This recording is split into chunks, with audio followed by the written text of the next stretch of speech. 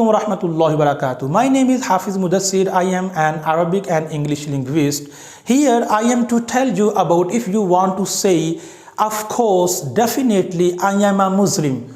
So how to say, of course, I am a Muslim in an Arabic language?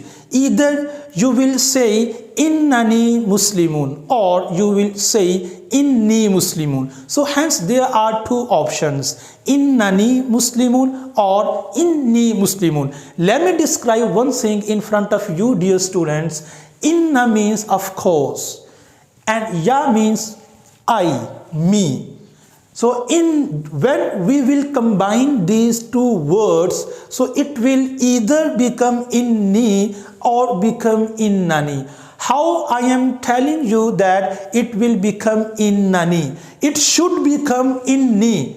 But why innani? The reason is that this inna is similar to the verb like sami'a, to the verb like daraba, to the verb like fataha. So fataha, sami'a has only 3 letters, and same is the case with this word. It has also only 3 letters, hamza and double noon, because there is shad, a small w, which is called shad. There is shad upon noon, so this shad means there is double noon. There are 2 noons, so hence there are 3 letters. Similarly, al-fi'lul madi, sami'a, nasara, there is zabar on the end. So in the same way, there is zabar on the end of inna. So because inna is similar to fi'lul madi, so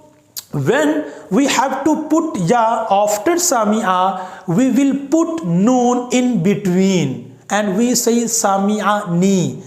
In the same way, we will put noon after inna and before ya, and it will become innani. So you can say innani Pakistaniyun, but you can also say inni Pakistaniyun, because when we put noon between ya and double noon, so there 3 noons get together. 3 noons, 2 noons with tashdid and the next noon. So it is disgusting in Arabic language to combine 3 noons in the same place. So in order to avoid this disgusting, in order to avoid this abominant combination, we are expected to skip noone kutni. It is called noone kutni. So hence we will say inni. So you have options.